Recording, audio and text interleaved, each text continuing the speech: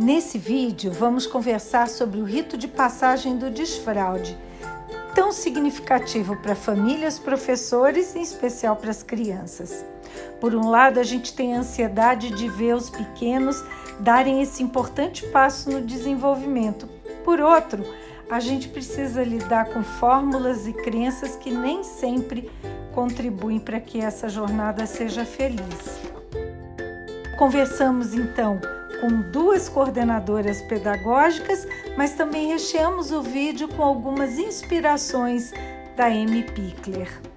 Espero que vocês aproveitem e temos mais lá na postagem do blog. Isso. Olá, pessoal! Hoje nós vamos conversar com a Priscila Donuts e com a Márcia Nielsen, que são coordenadoras pedagógico-educacionais do Colégio Émilie de Villeneuve. Hoje nós vamos responder a uma pergunta que vem de várias leitoras, mas essa pergunta em especial foi colocada pela Cláudia Leite. A Cláudia quer saber como é que a gente faz o desfraude dentro da escola. A gente podia pensar também em como ajudar o desfraude que hoje está acontecendo, na verdade, dentro de casa. O primeiro que a gente tem que pensar é no clima, tá? Vamos por hoje, está super gostoso, né? Já está primavera, então é uma época super joia para fazer o desfraude. Né? Então, evitar os tempos mais frios, inverno, outono, né? O outono, as crianças começam a ficar muito doentes no outono. Elas ficam mais doentes no outono do que no inverno, na verdade, né? No desfraude tem os escapes que acontecem naturalmente. Né? Então, a criança acaba ficando um pouquinho úmida, por mais atenção que tenha, trocar o tempo todo, escapa o xixi, aí às vezes molha a meinha, né? Então não é legal a criança ficar um pouquinho úmida no inverno, tá? Segunda coisa, respeitar o ritmo da criança, o tempo de cada criança. Tá? Porque assim, nem todas as crianças vão desfraldar, fez 2 anos, vai desfraldar, todo mundo. Não existe isso. Né? Cada uma no seu tempo e no seu ritmo. Tá? E isso inclui o quê? A ansiedade das famílias também, tá? Porque às vezes as famílias vêm, fez 2 anos, eu quero desfraldar meu filho, eu quero desfraldar minha filha. Só que a criança nem tá com a oralidade ainda desenvolvida, né? Não tá nem dando sinal que quer tirar a fralda. A criança tá confortável com a fralda, então não, a gente tem que esperar, e isso vai muito assim da parceria das educadoras com as auxiliares de sala e da família para perceber, olha, agora já tá na hora de desfraldar.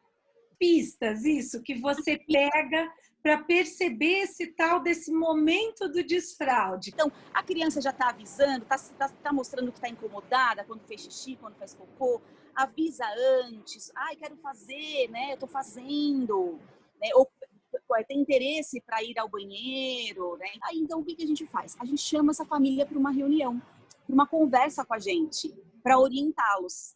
Principalmente aquelas famílias que são pais, né, mães de primeira viagem, que é o primeiro filho, estão perdidinhos, né? Às vezes já está no segundo, terceiro filho, fica até mais fácil. Mas precisa ter essa conversa. Por quê? Porque a família precisa estar preparada também. Né? Se a família não está bem estruturada, o ambiente em casa para fazer o desfraude, acaba às vezes não dando certo. Né? Os escapes vão acontecer em casa. Né? Às vezes vai aparecer um cocôzinho ali no meio da sala, né? Porque a criança vai estar de calcinha, de cuequinha, o cocô cai, a gente sabe disso, né? E então a família tem que estar preparada para isso, para não gerar aquele estresse.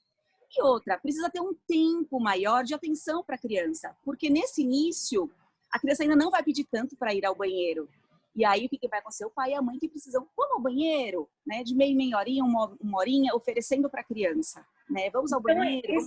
Esse trabalho de, por exemplo, oferecer para a criança ir ao banheiro é um trabalho que tem que ser feito tanto na escola quanto em casa. Isso. É fundamental que a criança perceba que é a mesma linguagem na escola e em casa. Né? Que tanto a educadora como o pai e a mãe estão falando a mesma coisa, né? Agindo da mesma forma. Tá? Então, essa conversa com a família, esse preparo da família é muito, muito importante. Não dá para começar a desfraldar e falar, olha, estamos desfraldando seu filho e não envolver a família, não vai dar certo. Quando eles estão no desfraude, os pais precisam mandar pra gente cuequinha e calcinha. cueca, sapato, chinelo, porque escorrega, o xixi vai para dentro do tênis. Legal. Tá? Uma dica que eu dou também, que é legal para as meninas falarem para os pais, é assim.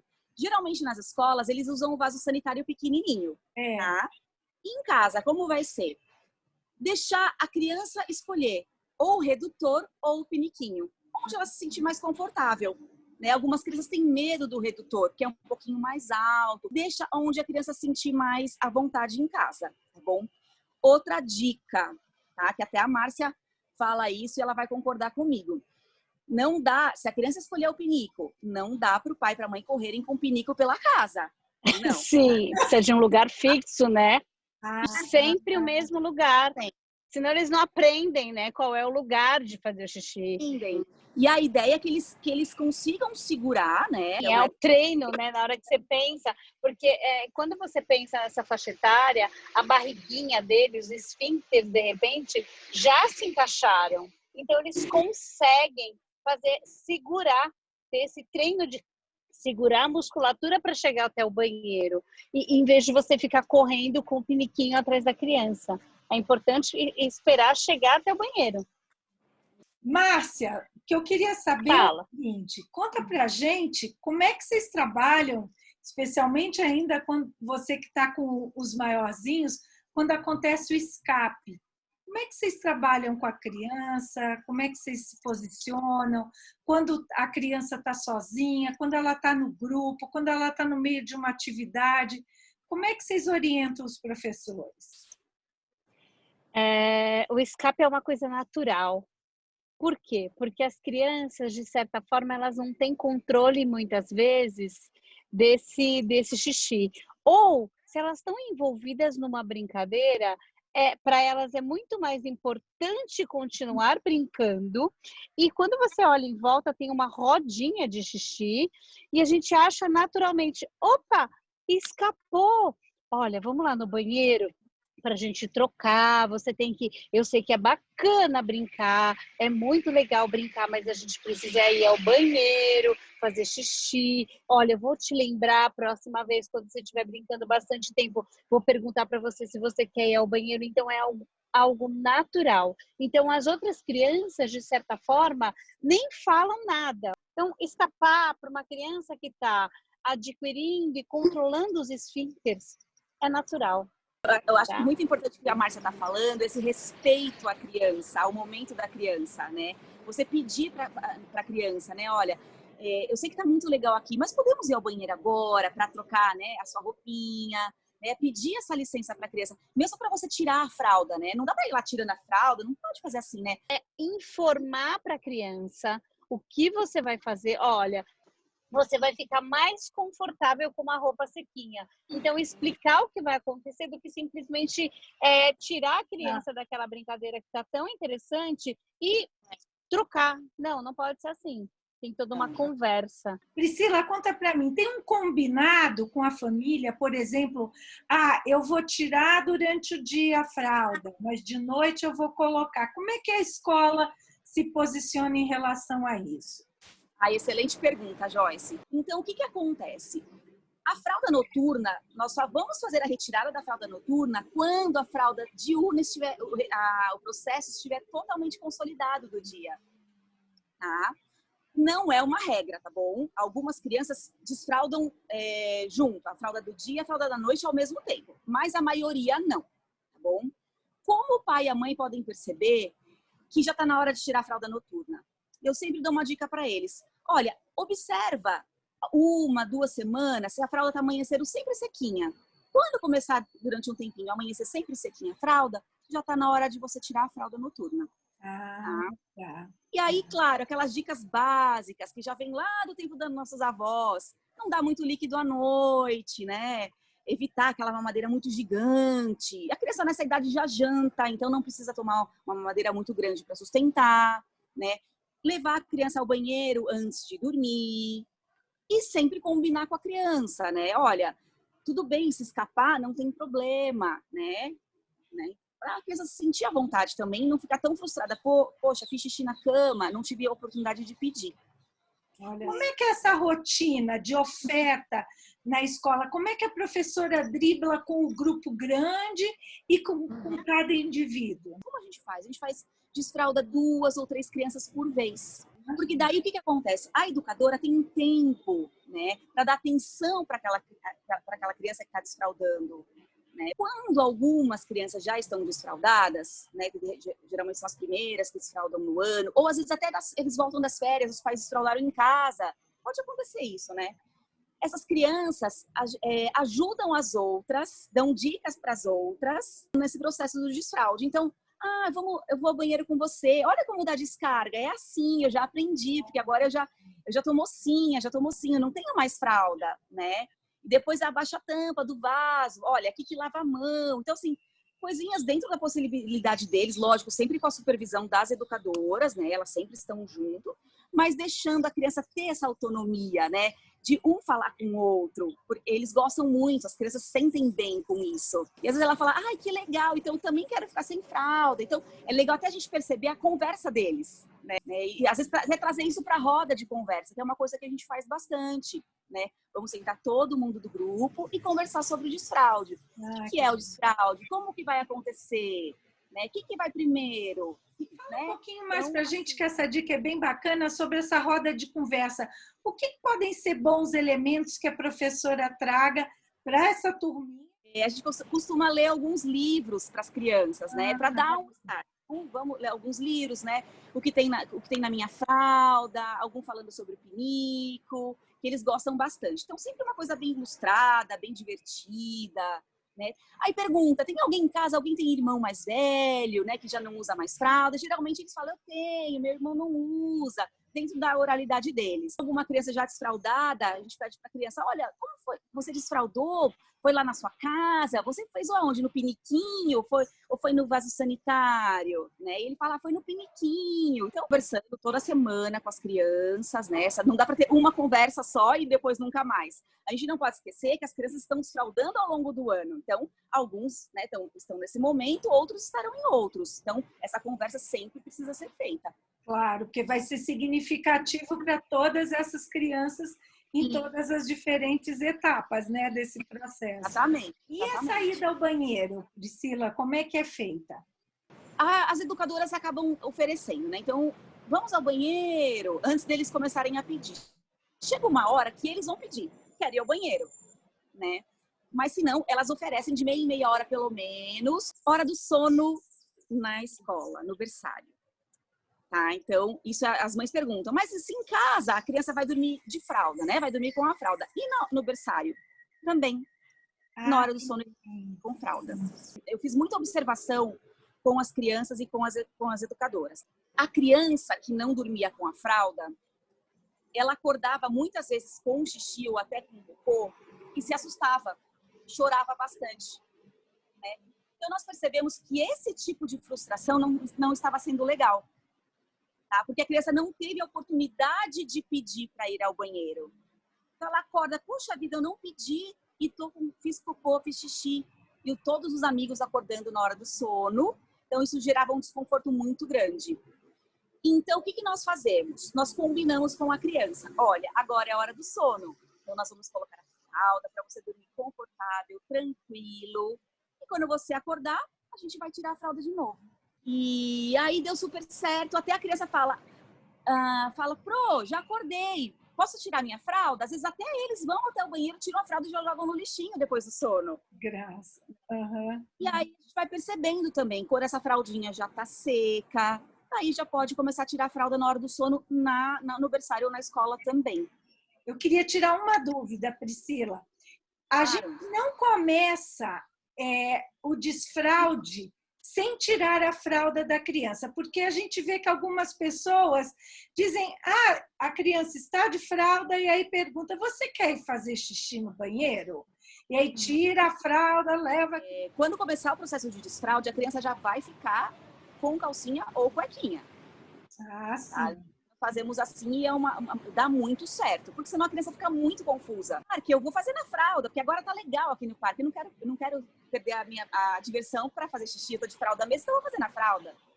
Então, não é legal isso. Quando começar o processo de desfraude, a criança vai passar o dia sem a fralda.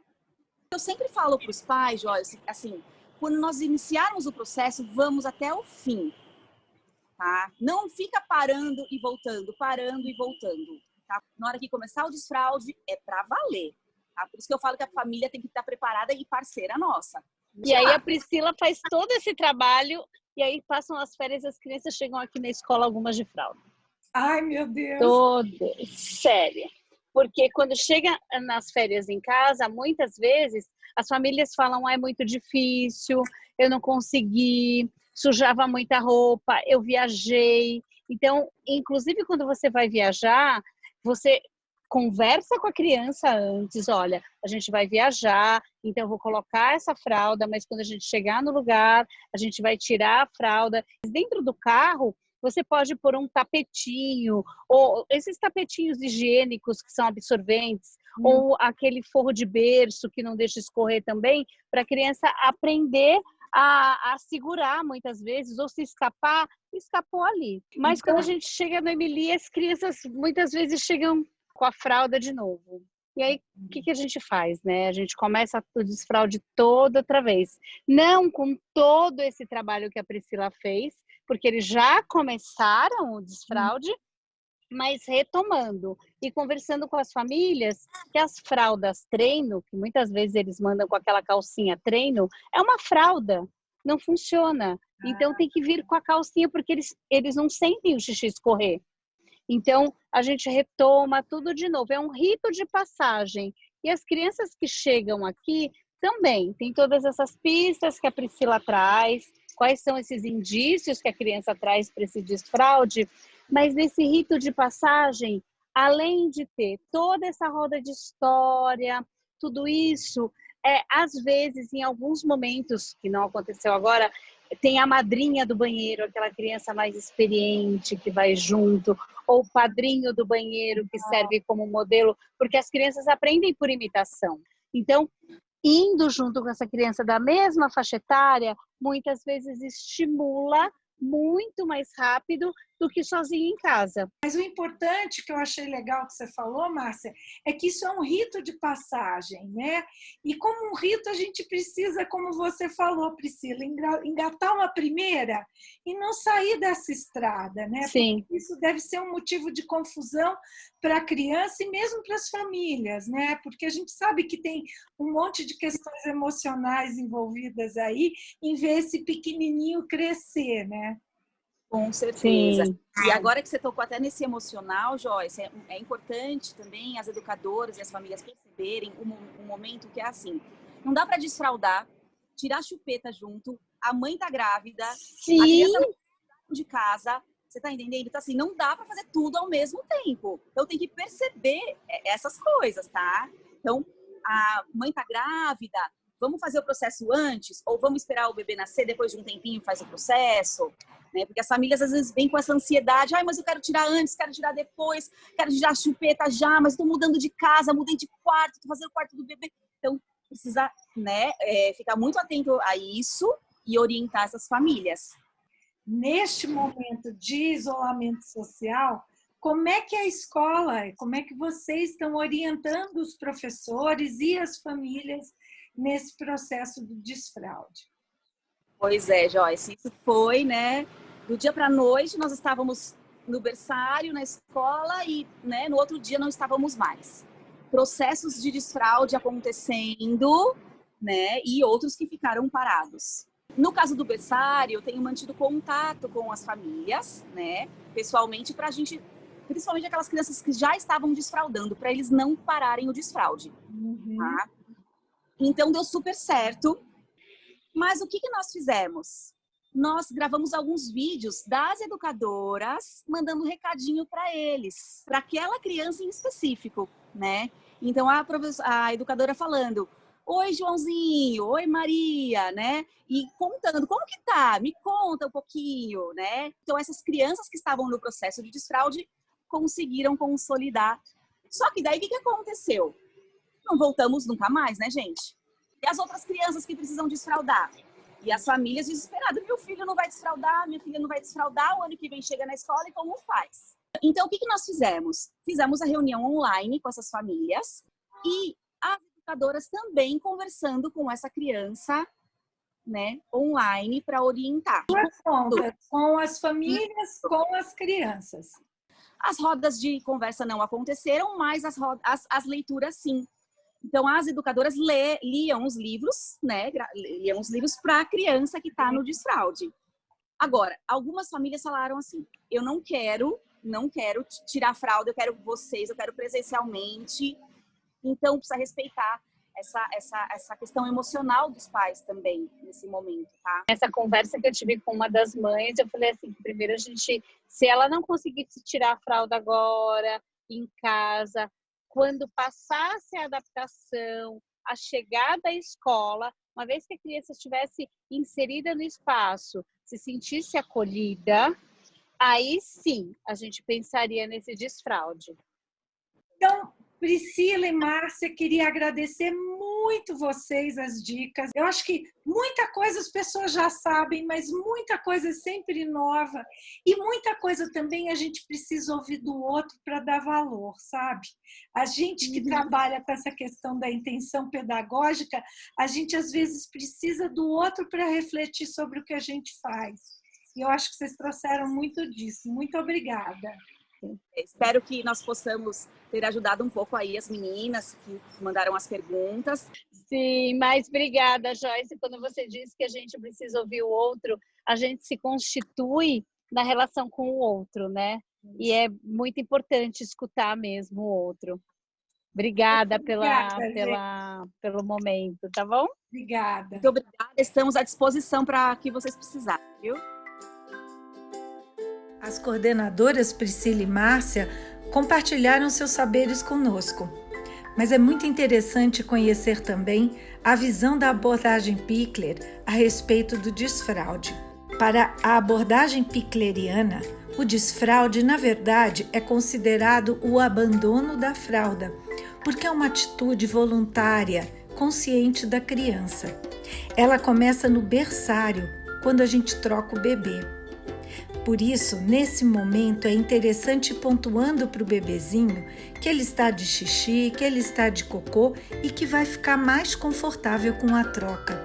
Outro ponto importante é não esquecer do olho no olho, aquela atenção dedicada, focada naquela criança naquele momento. Pedir licença para mexer no corpo da criança, respeitar os movimentos e o diálogo corporal. Esse tipo de conversa vai ajudar o bebê a tomar consciência sobre o próprio corpo e também a perceber os mecanismos de excreção. Para ir no banheiro com autonomia, a criança precisa conquistar destreza em alguns movimentos. Subir, descer, agachar, levantar, ter noções espaciais, o equilíbrio melhorar, a criança cair menos e saltar com os 2 pés juntos. Os estudiosos da abordagem de Pickler também entendem que se o abandono da fralda depende das características individuais, fisiológicas e emocionais de cada criança, elas precisam ser avaliadas e acompanhadas na sua singularidade. Desse modo, algumas posturas do professor são importantes. Confiar no processo de amadurecimento fisiológico da criança é um dos princípios. Perceber se a criança está motivada para iniciar o desfraude é outro princípio. Garantir e respeitar a intimidade da criança é um valor da abordagem Pickler. Quantas pessoas tocam ou põem a mão no bebê? Os momentos de ida ao banheiro são reservados? Essa intimidade da criança é preservada?